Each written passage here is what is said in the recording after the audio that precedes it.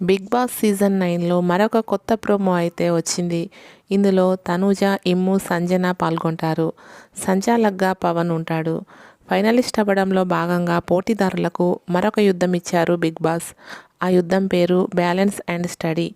ఈ ఆటలో భాగంగా ఒక స్టాండ్ లాంటిది అరేంజ్ చేస్తారు. ఆ స్టాండ్ మీద కొన్ని లెటర్స్ని అరేంజ్ చేయాల్సి ఉంటుంది.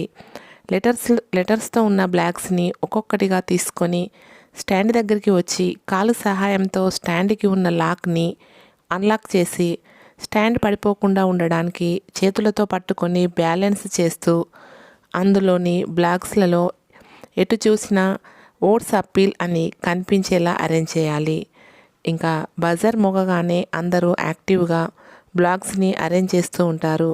సంజన అయితే బ్లాగ్స్ని సరిగా నిలబెట్టకుండా పడుకోబెడుతూ ఉంటుంది.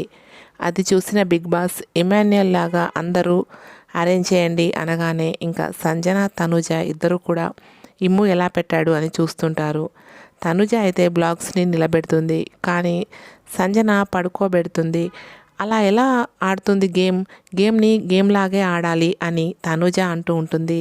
సరే ఈ 3 బ్లాగ్స్ని తీస్తాను అని పవన్ అంటూ ఉంటే, మరి ఆ 4వది అని తనుజ అనగానే మీరు దయచేసి ఆ ఒక్కటి కూడా తీయండి, మాటలు పడడానికి నేను రెడీగా లేను అని సంజన అంటూ ఉంటుంది.